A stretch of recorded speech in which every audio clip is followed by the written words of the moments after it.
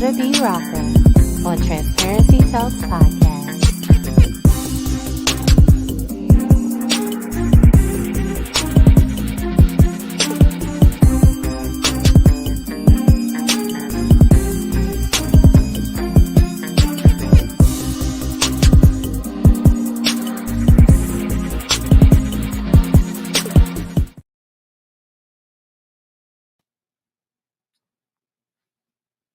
Hello, hello, hello. Welcome to another episode of Transparency Talks Podcast. I am your girl, Butter Bee Rocker. Listen, we have an amazing show for you today, but before I bring on this special guest, I want to let you guys know that my brand new film, Finding the Perfect Guy, which is a romantic comedy, is now available on Amazon Prime. I'm super excited. This happened last Thursday, as you guys know, and I got the notification and everything. So make sure you check out my brand new film that I executive produced, wrote, directed, and of course starred in. And y'all know I got my music in there. So anyway, make sure you listen to and view Finding the Perfect Guy. Also, my new single, Time Stands Still, is still holding on at number 46 on the chart. So make sure you go look at the video, download the song. I appreciate everybody's support. So with that, all of that being said, she is an actress, an entrepreneur, the podcast host of Love Life Hacks. Can you please show some love for Tracey Love Graves? Hi, how you doing? Hi, Butter, you are an inspiration. Thank you. I appreciate you saying that. Oh my God. I just finished writing my first script and Did I'm you? incorporating some original music in there. So I'm coming. You have to. Right? You have to. You have Right. to. I fully believe, set your own tone and Mm. create your own way of life. Anything Amen. you want, you gotta set it. So I know. create your own opportunities. We can't wait for people to ask us what we want to do. Yep. Yep. Mhm. So kudos to you about your new script. I definitely want to talk about that. But Well, what I yeah. want to do first is I want to dive in a little bit, go backwards. Can you tell everybody a little bit about yourself, where you come from, all that good stuff? Right on. So my name is Tracey Love Graves, born Tracey Nicole Graves, but I adopted Love a few years ago when I was looking for a new Instagram handle. And I was like, what do I want associated with my name forever? And I believe God is love and love lasts forever. So I'm Tracey Love on the streets of social media, born in Jamaica, Queens, raised in Richmond, Virginia, where I graduated high school and college, VCU. Go VCU Rams, what's up? I moved to California in 2009 to pursue my acting career and have been getting paid for it since 2012. My first film was About Last Night with Kevin Hart. And The Wedding Ringer, also with Kevin Hart, was my second film. And Being Mary Jane was my first television series. And I've done a string of national commercials. I've done 3 McDonald's commercials, Budweiser, CarMax, AT&T, Xbox, PlayStation. We've had a fun career. I mean, really? Okay, so first of all, I mean, that's not normal. Well, I don't want to talk about the acting yet. Okay. I don't want to talk about acting yet. But Jesus, you just hit us with a lot in a very short period. So, all right. So you're from Jamaica, Queens. Amen. Southside, Okay. what's up? Okay. Then you moved to Richmond. Mm. When did you know, or when did you start acting? Oh, God. I was in my first stage play in my senior year in high school. Okay. I was in the Wiz. I was in the chorus. I was a crow and I was a Winky. Uh-oh. And back in elementary school, I auditioned to be in a play in 5th grade. And at home, I auditioned by myself in my room, whispering. And then I went to the audition and I did the same thing on stage. I was whispering. So they didn't give me that role. But I have been acting forever. But my first actual fun, juicy, chunky role was my senior year in high school in The Wiz, for sure. So you decided to move to LA for your acting? Oh, yeah. Okay. Oh, yeah. And when you got there, you said you got there in 2009.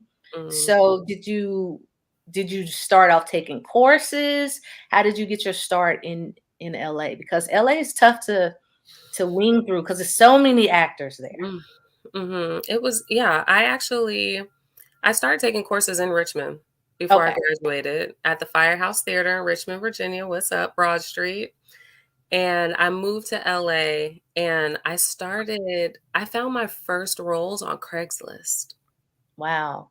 Yes, back when Craigslist was still semi-safe. I was a host of a TV show that was kind of like, do you remember Talk Soup on E? It was like a pop Yes. culture show. So it Yes. was like there was like an urban version of it, and there was also a TV show called, Urban Women. So I just straight up just jumped in. I was like, I took one class in college. I'm ready to start auditioning. It was kind of like ignorance is bliss. I didn't really start taking acting classes until after About Last Night. Mm. I met with the casting director, Tracy Twinkie Bird is her name. What's up? And she asked me, she was like, she went over my resume. She told me, what's up with these headshots? Let's get some new headshots. Are you in any classes? And I said, I can't afford them. And she was like, okay, let's get you some commercials. Let's get you hooked up with a commercial agency and use that money to invest back in your career. And that's exactly what happened. She said she sent an email for me. She said, I'm not going to do the work for you. I'm just going to let them know that you will be contacting them, but you have to do this yourself. Wow. And I did. I signed with an agency in December 2012. And by February 2013, I booked my first two commercials. And then I took that money and invested it into my career and started taking Wow. actual classes. Wow. Mhm. Yeah. That's impressive. My kids have been acting since they was 7, and, yeah, that's Yeah. very impressive. How old are they? Okay, so How old are that's your kids? well, they are 20 and 21 right Oh my God. Yeah. now. But they started when they was 7, doing Lifetime's Drop Dead Diva and a Okay. couple of national commercials. That's how Okay, they good. started, Jesus. Amen. yeah. Mm. Okay, so 2019, I mean 2009, Yeah. you moved up to LA. Mhm. You signed with the acting agency or commercial agency or acting. Commercial. It was a commercial agency that had an acting division, but a theatrical division, but they didn't sign me to the theatrical division until I booked my second film. And most people typically only go or think that they should only go with an acting agency, but there are other ways to get into this industry. Yes, So there I'm are. glad that you're talking about you signed with a commercial agency. So that's really Mhm. cool because that's a tip for somebody. Tip. Hello. Hello. Take it. Back door, baby. Come on. Mhm. Okay. So what has been some of the challenges you faced in being a black actress in Hollywood? You know, I have to say, I have honestly been the token black chick. In a lot of the commercials that I booked, I Mhm. was the one black woman.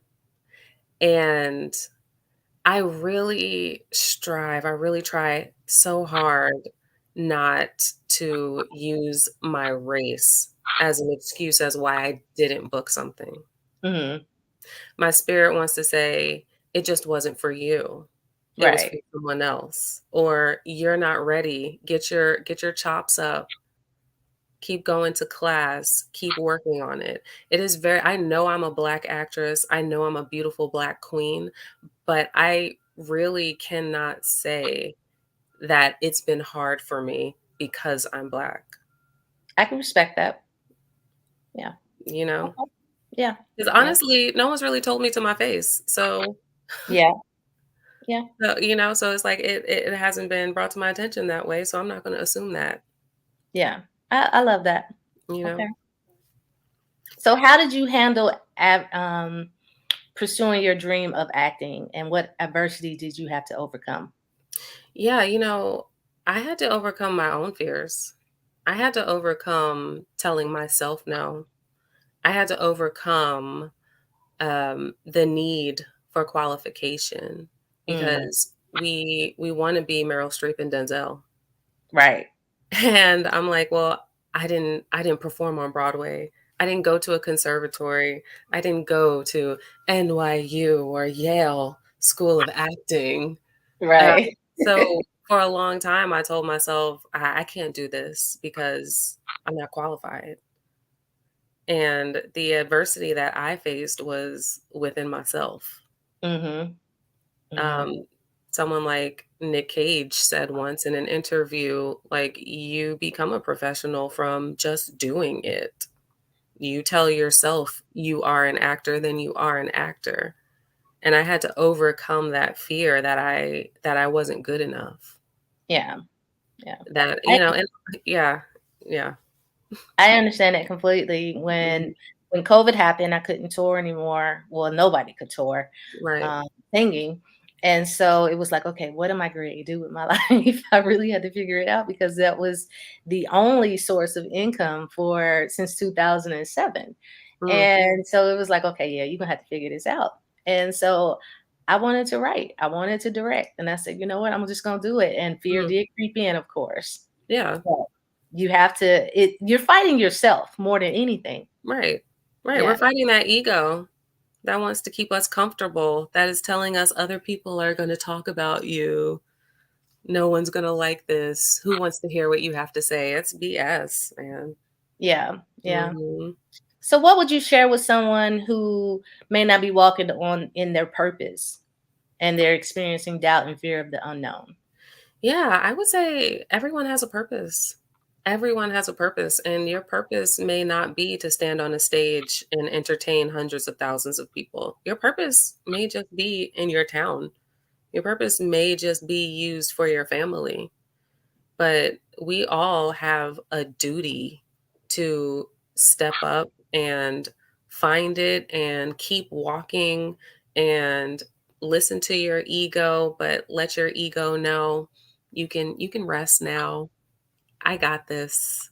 We'll figure this out. Because we all wanna know, we're all, like, rushing to find out our purpose, Mhm. and I'm in this race right now, I need to be perfect right now, and I need to know what I wanna do, but that's not true. Some people don't really catch their stride until later in life.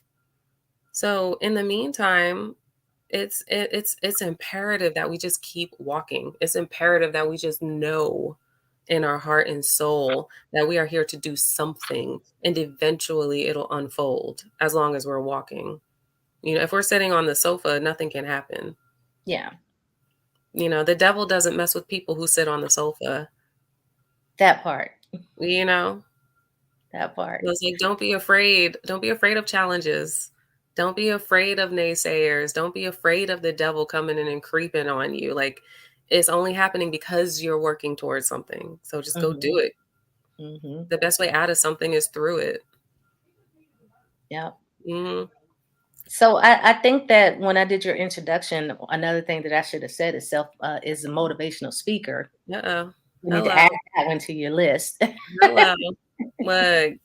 I get in trouble sometimes because I had a girlfriend who said, "Sometimes I don't want solutions. I just want to vent and tell you what's going on." And I was like, "Okay, we'll talk to a wall." Ooh. I felt bad. I felt bad. That was not a very good response. It wasn't very mature. That was horrible. I know, That that was so was sad. horrible. That's so That was horrible. sad. But I was like, ah, I know. Can you hear my family in the background? I can just a little bit. I know, A I little know. bit. We're all here for grandma. Okay, so speaking of grandma, what's going on with grandma? Oh my God, yes. My 93-year-old grandmother is now in the middle of a legal battle between a land development company called Bailey Point Investment. And you may be able to hear the construction also. I don't know if you can hear the beeps. I hear the beeps. Yes, uh-huh. They are developing a 147 home subdivision that encircles her land.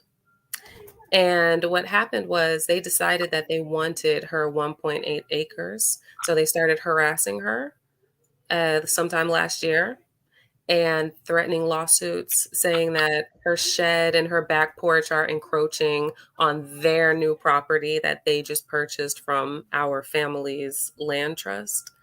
And we just found out that they've actually used some illegal tactics. Oh And my. my grandmother said, I am not just going to sit back and let this happen. I'm going to fight.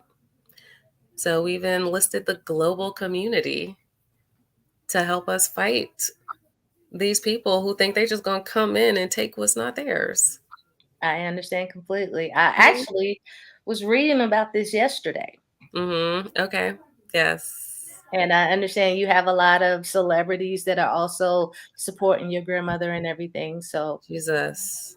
yeah, Yes. Yes. God bless Bakari Sellers, who's donating his time. God bless Tyler Perry, who's donated his name so far and has pledged to help. God bless Kyrie Irving, who donated $40,000 to the GoFundMe. Like, what? What? wow, We are over here like, Jesus, come through. wow, wow. Well, I'm trusting and praying that this gets resolved and that they have to move away from your grandmother's property and Amen. don't try to take something that's not theirs. So Amen. we're Amen. definitely gonna be praying for you. Amen. Okay, Thank you. so back to Kevin Hart. Yes. That was your first film, and you did Yes. two back to back, About Last Night and The Wedding Ringer. That's not a normal, dive into the acting world. Like Yeah. you was set on some major projects instantly. Right. Tell me about that. So I was working at a private members club in Los Angeles, and I was experiencing the entertainment industry from behind the scenes. And I thought, I know that I moved to California to be in the entertainment industry in some way, shape, or form, but I found myself interacting with a ton of celebrities in front of the camera and behind the camera. And I was like, this is good. This is great. Maybe this is why I came to California, just to be here on the outside looking in. And one day, a coworker of mine came to work, and she was contacted by the casting director from About Last Night to audition for a small role. And myself and our manager helped her coach for it because she was not an actress. And I went home that night at 3 o'clock in the morning, like on a high from helping her rehearse for this role. And I looked up at the moon and I was like, you know what, God? No, I'm ready to do this. This is why I moved out here. This is what I want to do.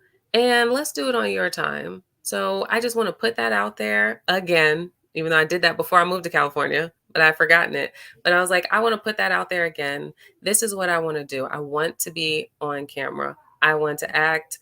Let's do it on your time. And that's it. I just went home, went to sleep, came back to work 2 days later. There was a message for me from the casting director to audition for About Last Night. Wow. Yes. I think it was because she was too tall. She's 5'11".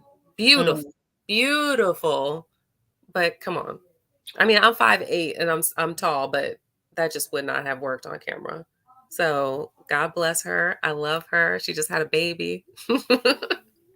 She's so happy. But that turned out to be my blessing and yeah, the foot definitely. in. And God bless Regina Hall, because in between takes, we sat and we chatted, and she was asking me the same questions that that casting director, Twinkie Bird, had asked me, like, are you doing commercials? Are you doing anything? And I was thinking, how do you just start doing commercials? Like, what are you talking about?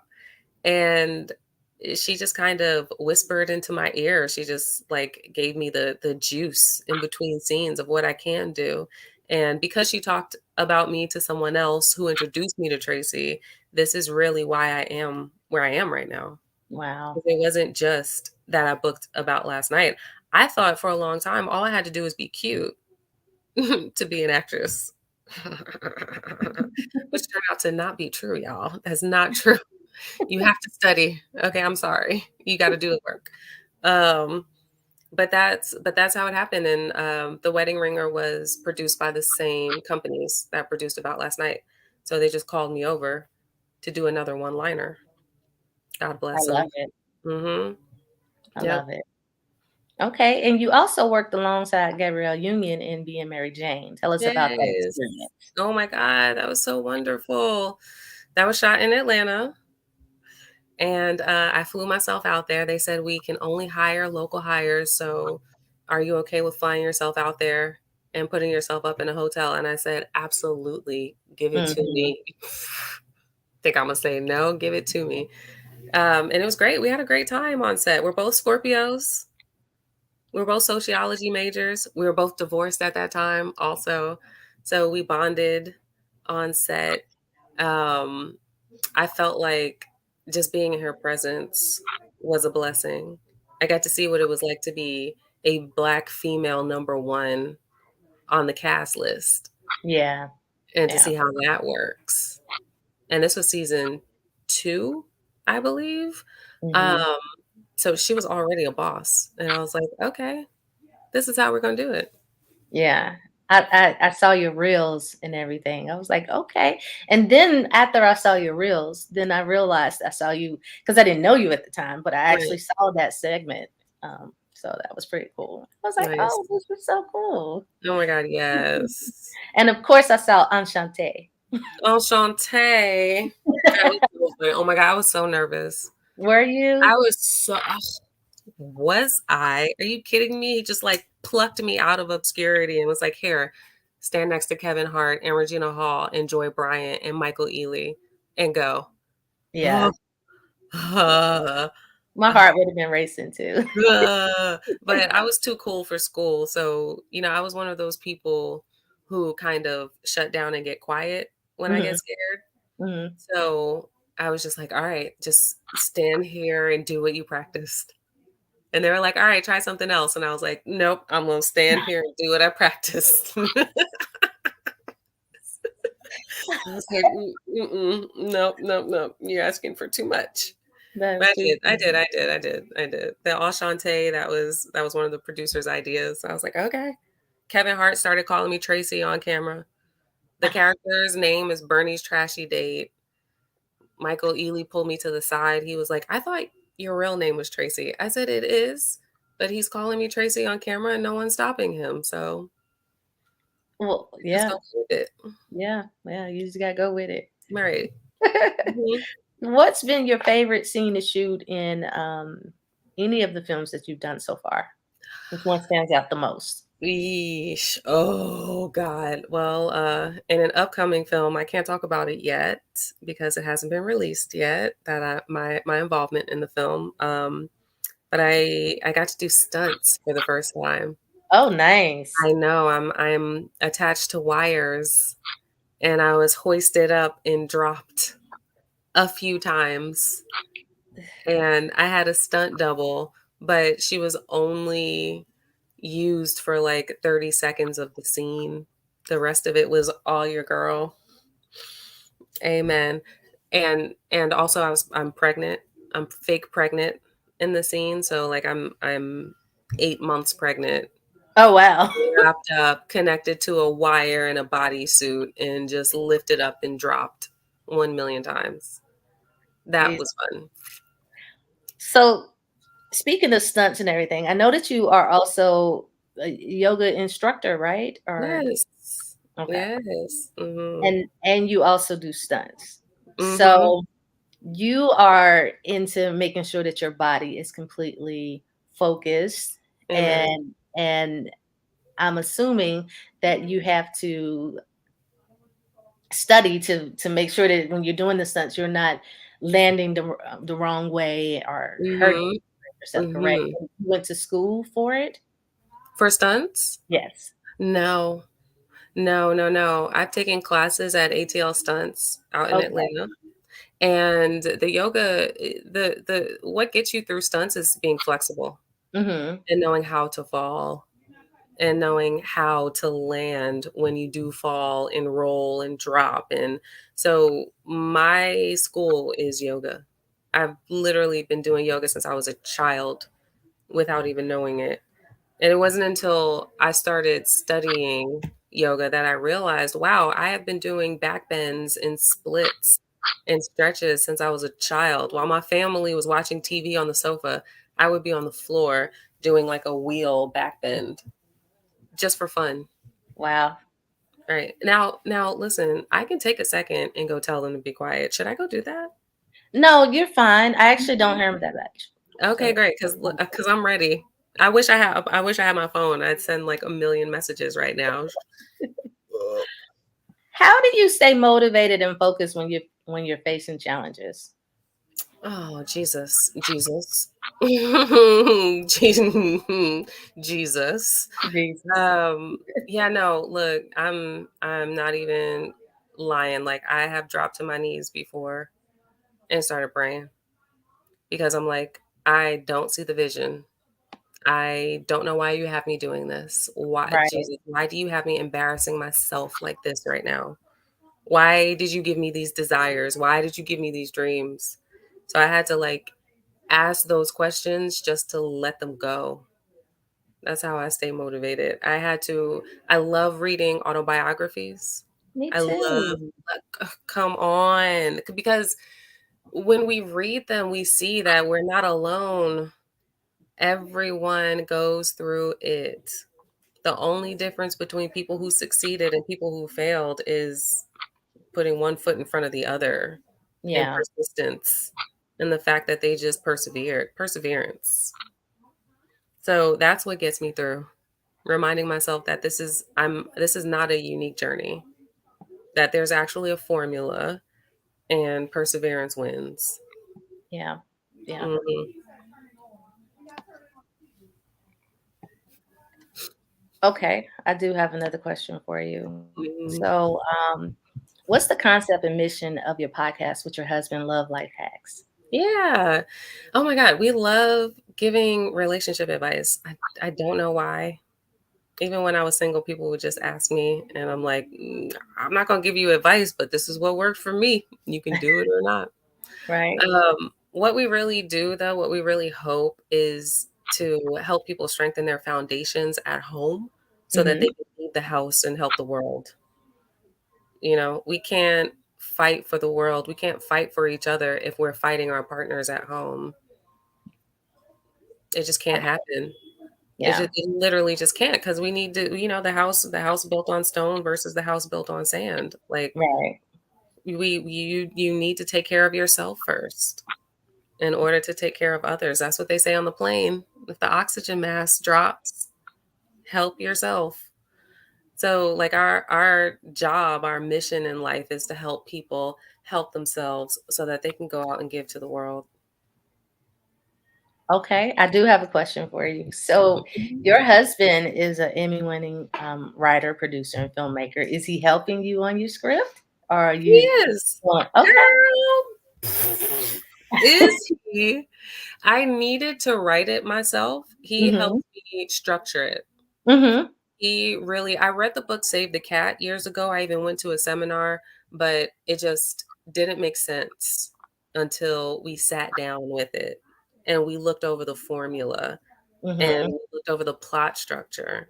And so this film is my original idea, and he helped me flesh out the story. We worked on the structure, and then he was like, "All right, go write it." Nice. Nice. I did, and I look, and I have another director friend who says that writing is like fishing. You can do it alone, but it's better with other people. And I love that. And I think every other script I will write with people, but I needed to do the first one by myself, Mhm, just for my mhm. pride. Yeah, yeah. To That's get it all. out there, to let people see what's in your mind and Mhm. everything. That was one of the things that I had. I had written a play before, and I had 6 national recording artists in the play, but I wrote it with someone. And Mm. so you got to see a little piece of me. And then when I decided to do the film, it was like because so many people had did it before me, I had people, trying to give me their ideas and everything. And I'm like, Mhm. okay, but I need to be able to get this out for me so that you Mhm. can see me first, and then I'm open, to having other people come in. But yeah, I had to do the first one. Right. So, Right. when are you expected to be finished with your writing, or are you not giving yourself a time frame? I'm finished. Okay, I'm okay, finished. I'm on the 4th draft right now. nice, Yes, we are working through it. I started last year and I took some breaks and I just got back on it and just finished it fully last month. nice. So now I'm going through, fixing all the typos, Hmm. cleaning up some of the scenes, omitting, adding some more information here and there to, embellish it and make it look fun, but she's ready to go. Nice, She's ready nice. to go. We're ready to get some funding out here. I love it. Mhm. Definitely let me know when it's actually ready, so that I Yeah. can support for Yes, sure. please. Thank you. Thank you. No problem. So from 2018 to September of 2019, you Mhm. was a volunteer for the Peace Corps over in Yes. Zambia. Can you tell Yes. us a little bit about that? Ooh. Ooh. Yeah, so I was hired as a fishing volunteer. So I help the villagers build fish ponds so they can create a business for themselves and have extra protein in the village because most villagers don't have access to meats. My head man of the village had a number of cows, but that was pretty much his savings account. Hmm. That was cash flow. A lot of villagers also have chickens, but it's also currency. It's cash flow. They would prepare meat for special guests, like myself sometimes, but for the most part, they're eating vegetables. And during food droughts, they're missing out on nutrients and protein. So we were there, and we weren't there to teach them how to build fish ponds. They already knew how to build fish ponds. We were there to teach them best practices, Mm. so how to structure it, how to raise the fish, how to help them reproduce well, and how to harvest and sell. So I lived in a village. I lived in two villages in Muchinga province, Zambia. And my first village had no electricity, but I had service. And then my second village, I had electricity, but I had no service. I had to climb to the top of a mountain to get one bar. There was no running water. We washed clothes outside by the stream. We washed dishes outside by the stream. I used an outhouse. I bathed in an outdoor open grass shower because I we you bring your water, you heat your water up on a charcoal stove and then bring it to the shower and pour it in a big bucket. So Wow. I bathed under the sun, I bathed under the moon. I got rained on once, but I needed to take a shower. So it was fantastic. We hitchhiked everywhere. You just walk to the road and stand on the side of the road and wait for an 18-wheeler to stop or a car carrying 12 people to stop and pick you up. And you just go. Wow. Mhm. I toured over in Africa. I was in Ethiopia, Addis Ababa, Mm. Mm. and I was there for 6 months. And what you are describing is when we went to the mountaintops, and I would see the ladies coming down with the big yellow, it looked like the stuff for your oil and stuff, but they would fill it with water. Oh, But yeah. Oh, yeah, like the jugs. Yes, yes, the the yellow ones. Yeah, jugs. the rectangular ones. Mhm. Mhm, and they would Yep. have the elliptical leaves, the mothers, the grandmothers would have the elliptical leaves on their shoulders coming up and down the hill, and I would be like, "Oh my goodness." Yep. And then I went to, the Blue Niles, and there I saw the people, they had their animals. The animals was drinking from the water. They Mhm. was bathing from the water. Yep. They was washing the clothes in the water. I was like, Yep. "This is surreal." Yep. It was Mhm. really surreal, but it was the most beautiful thing I've ever seen, Yep. ever. It's real life. Yeah, Yeah. yeah, Yep. That's real life. And I yeah. loved it. I I loved did. every second of it. Yeah, yeah. You did a little bit more raw than me. Ah, there's still time for you. I was at the Sheraton, girl. But we did have a lot of the lights would turn off and the Yep. water would cut off and stuff like that. But I Mhm. was at the Sheraton. Yep. Load sharing happens every day. Yeah, Mhm. Yep, yeah, yep, yeah. yep. So what made you want to volunteer to go? Yeah, I've been volunteering since I was a kid. My Okay. aunt used to take us out to different shelters after Thanksgiving to donate food. Christmas, we would donate toys and clothes. So when I got to LA, I started volunteering with a group called Red Eye Inc. Mhm. They set up in Watts in South LA. And I also worked with a church called St. Jude, not St. Jude, St. Joseph's at a food drive. And I got to a point where I was like, I want to experience the world more. If I'm going to be representing people in film and TV, I need to know how other people are living in the world because I was in this Mhm. LA bubble and I didn't really care for it. And I felt a window close. You know, yeah, people's careers are in waves. I felt Right. a window close for me, and I said, I think this is my opportunity to leave the country. So I was like, how can I travel and get paid to do it? Mhm. So I Googled international volunteer opportunities, and the first one that came up was a monkey sanctuary in Costa Rica. Right? So, the requirements for that were to, like, raise money for the house, and we would be walking tourists to the beach on horses and cleaning up the monkey sanctuary and all that fun stuff. And the second, link that came up was the Peace Corps, and the only requirement for the Peace Corps is that you are a US citizen with a college degree. So I was like, "I can do that." And I watched a few videos, and I was like, "This is me. This is where I'm going. This is what I'm doing." So I love it. I think I applied in June, and by the end of July, I knew that I was going to Zambia. I was accepted. Had a couple interviews, and I was like, "Let's go. Wow. Let's get out of here." Yeah. Mhm. That sounds very adventurous. It's crazy. It is crazy. You know, I didn't even think I did. There was no second guessing that decision at all. I was like, I need to get out of here, and I want to do it for free or get paid to do it. Mhm. Who's paying me? Right. Where's my Right. job?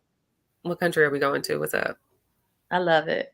So Mhm. how can people find you on social media? Yes, follow me, my personal page at Tracy Love Graves on Instagram. That's TracyLoveGraves on Instagram, and also at Love Life Hacks Show on Instagram, Facebook, Twitter, YouTube, all of that fun stuff. Also on my website, tracylovegraves.com. All updates will be there. Okay. Mhm. All right. Well, I would like to thank you so much for being a part of Transparency Talks podcast. I have thoroughly enjoyed this conversation with you. Thank you so much. No, thank you for giving me a platform to share. For sure. No, I Absolutely. appreciate you. I see where you're going. And so I'm just glad I'm here right now. I appreciate it. For Well, real. you hold on, but with that, everybody, we are out of here, and we will talk to you guys later. Peace. Thank you.